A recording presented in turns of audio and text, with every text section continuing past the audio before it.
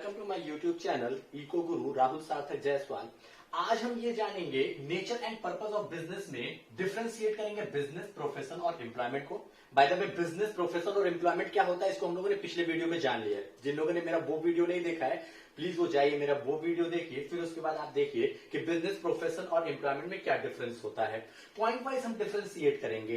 बच्चों in class 11 जब भी आपको कोई भी टॉपिक अब डिफरेंशिएट करने के लिए आ जाए, भाई दो चीजों को डिफरेंशिएट करने के लिए कह रहा है, तीन चीजों को डिफरेंशिएट करने के लिए कह रहा है, तो आपको एक कॉलम और बनाना पड़ेगा, वो है आपका पॉइंट ऑफ डिफरेंस का। किसका? पॉइंट ऑफ डिफरेंस का। और बिना पॉइंट ऑफ डिफरेंस के अगर आप अब क्या कर रहे हैं, डिफरेंशिएट कर रहे हैं, तो वो उतना ज्यादा रिलायबल नहीं माना जाता है। ठीक है, तो देखिए पॉइंट ऑफ डिफरेंस में सबसे पहला क्या है, अगर बिजनेस, प्रोफेशन और एम्प्लॉयमेंट को हम डिफरेंशिएट कर रहे हैं तो वो है आपका कमेंसमेंट। तो बिजनेस किससे कमेंस होता है भाई? जब बिजनेसमैन, जो पर्सन है, वो अपने डिसीजन के अकॉर्डिंग क्या करेगा, उसको कमेंस कर सकता है। भाई आज मैंने सोचा कि मुझे आज इलेक्ट्रॉनिक्स की दुकान करनी है, तो मेरा डिसीजन हो कि मुझे करना है, तो मैं स्टार्ट कर सकता हूं। मुझे किसी से कोई भी डिग्री लेने की जरूरत नहीं है।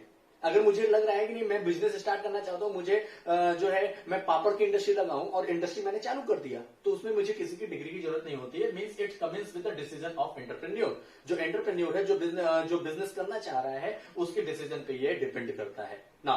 When you come to profession, it commences after getting degree और सर्टिफिकेट ऑफ प्रैक्टिस। भाई डॉक्टर जो है अपना प्रोफेशन, अपना जो है पर्सनलाइज्ड सर्विसेज कब दे सकता है?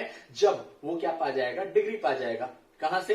मेडिकल एसोसिएशन से। लॉ की डिग्री बार काउंसिल से अगर लॉयर ने पा लिया तो। आफ्टर गेटिंग द डिग्री और after getting the certificate of practice. भाई सीए की प्रैक्टिस हम तभी कर सकते हैं जब हम आईसीएआई से क्या पा जाए, डिग्री पा जाए, सर्टिफिकेट पा जाए। तो after getting the certificate then commences profession. And employment commences करने का भी कोई वो नहीं होता है। यहां पर commences after entering into a service agreement. भाई मैं गया जॉब करने के लिए, मैंने बोला भाई हमको जॉब दे दीजिए। उन्होंने बोला ठीक है, आपकी क्वालिफिकेशन क्या है? आपकी क्वालिफिकेशन के अकॉर्डिंग हमारे बिजनेस में ये जगह खाली है। अब आपके और एम्प्लॉयर और एम्प्लॉय के बीच में एक सर्विस एग्रीमेंट हुआ और उसके बाद सर्विस एग्रीमेंट होने के बाद ये क्या हो जाता है, एम्प्लॉयमेंट वहां से चालू होता है। ठीक है ना।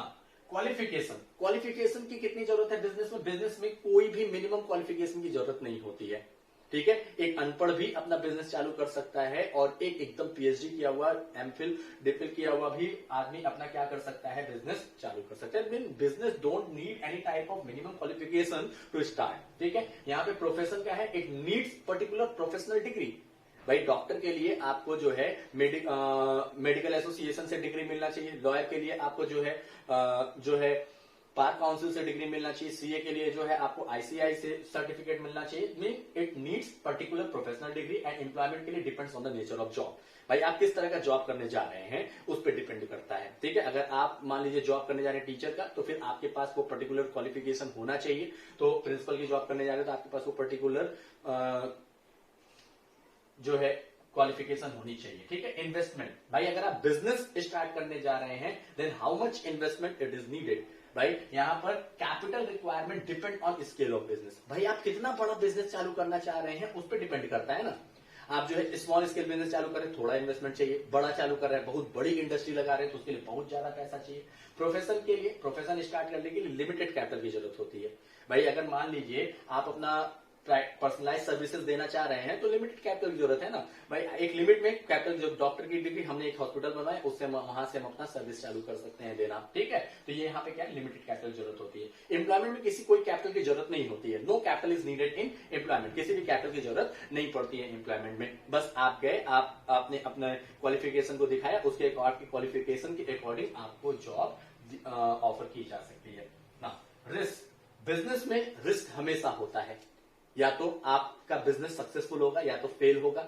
ठीक है, तो business always, there is always risk and uncertainty. हमेशा रिस्क और अनसर्टेनिटी लगी रहती है किसमें, बिजनेस में। एंड एक चीज हमेशा याद रखिएगा, high risk always give high profit. आप जितना बड़ा रिस्क लेते हैं उतना ज्यादा आपको प्रॉफिट भी मिलने के चांसेस होते हैं ना। प्रोफेशन में आपका लो रिस्क होता है। भाई अगर आपने डॉक्टर की डिग्री पा ली है तो आपका प्रोफेशन में क्या होगा, रिस्क बहुत कम है ना। या आप कभी भी डूब नहीं सकते हैं ज्यादा से ज्यादा। क्या होगा, थोड़ा डूबेंगे तो क्या होगा, कुछ नुकसान होगा।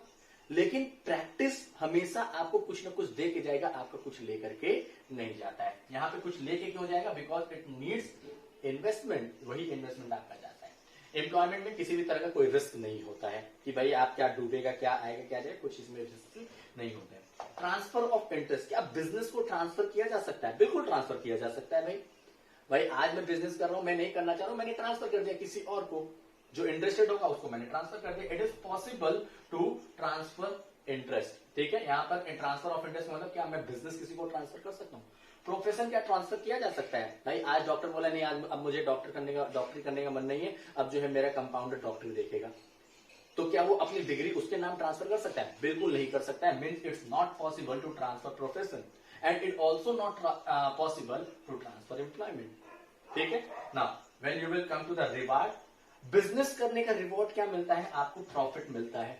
याद रखिएगा, प्रॉफिट जो है वो अलग चीज है और रेवेन्यू अलग चीज होती है। बच्चे हमेशा इसी में कंफ्यूज हो जाते हैं। जैसे कि मान लीजिए अगर मैंने क्या कहा, मैंने कोई सामान बेचा 100 रुपए का, तो बच्चे कहते हैं देखो 100 रुपए का प्रॉफिट हो गया।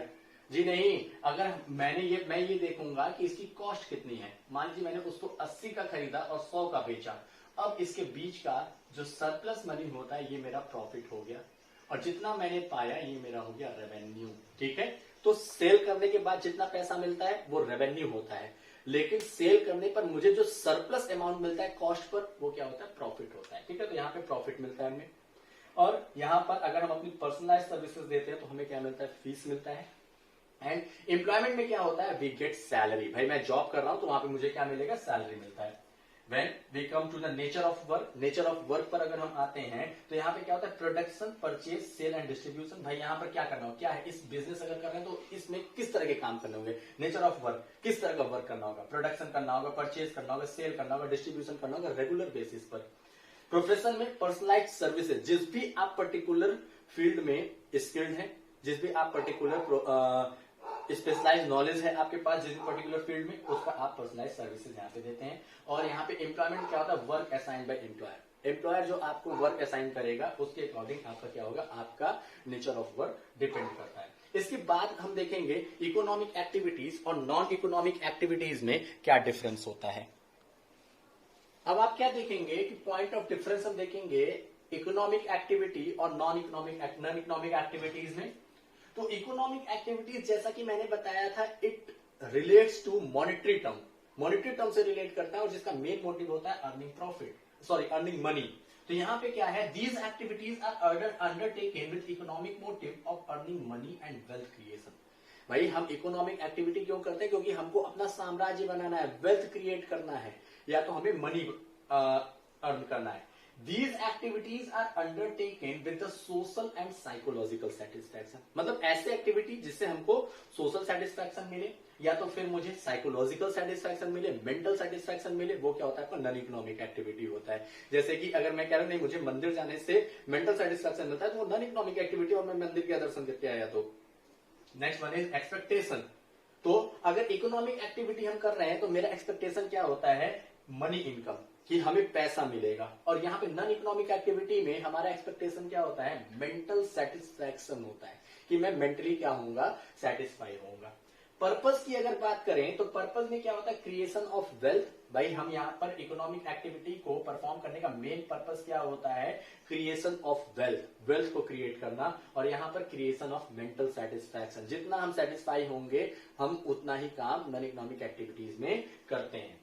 आउटकम की बात करें तो इकोनॉमिक एक्टिविटी करने के बाद हमारे पास आउटकम क्या आता है? आउटपुट क्या मिलता है हमें? तो production of goods and services. और नॉन इकोनॉमिक एक्टिविटी में हमें क्या मिलता है? सेटिस्फैक्शन मिलता है, मेंटल सेटिस्फैक्शन और साइकोलॉजिकल सेटिस्फैक्शन मिलता है।